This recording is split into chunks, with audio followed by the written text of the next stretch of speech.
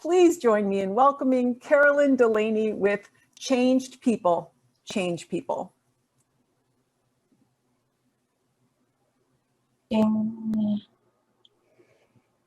Times change, seasons change, people change. Mine is a story of how changed people can help others to change. My name is Carolyn Delaney. I am a drug addict and an alcoholic, and boy, have I changed. This is my family on family game day. Boy, do we love our board games. That's my son, Keegan, my daughter, Shauna, and my husband, Brian. Just this past Monday, Brian and I celebrated our 18th year wedding anniversary. I'm a Mainer, born and raised, and I love our state. I've lived in the same house in Portland for 25 years. Today, I'm a mother, a wife, a daughter, a sister, a homeowner, business owner, and active community member in recovery. But that wasn't always the case. I was a daily drinker, homeless and hopeless, trying to pull my life together for over a decade. I would come to in this alley off and on during the summer of '91, and little did I know in that white building at 7 a.m. every day was a meeting of Alcoholics Anonymous. I didn't know it at the time, but once I start drinking, I have no control over an off button. But the people who were going to that meeting could relate.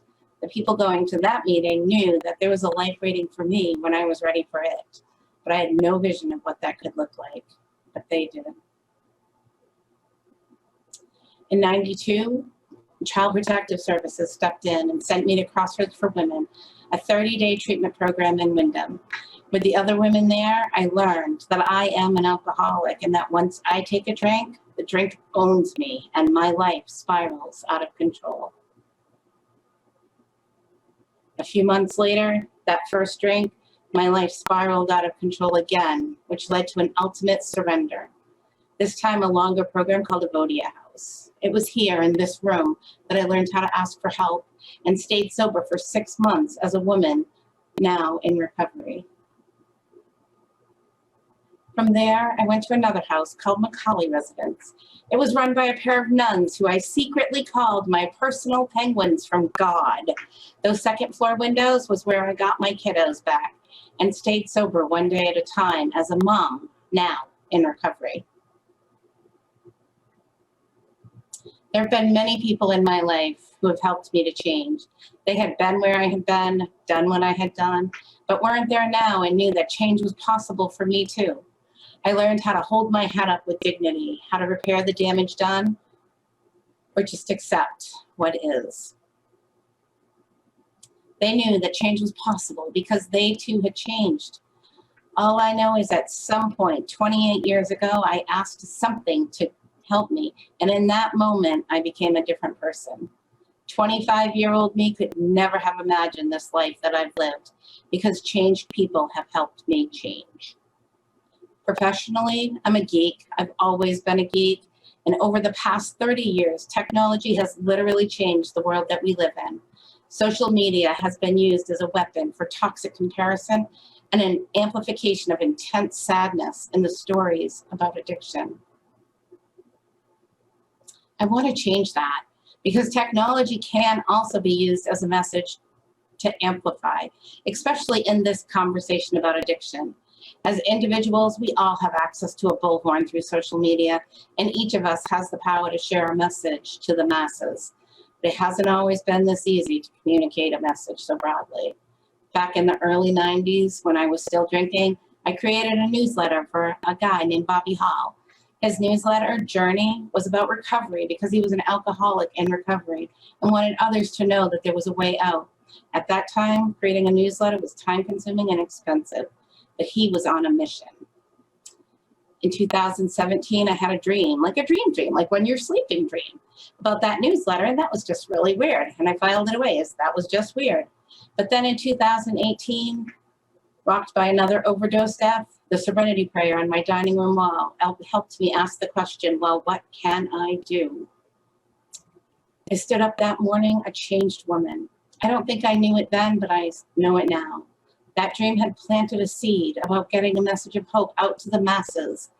And that day I knew with my background I could be of service to make recovery from addiction more visible.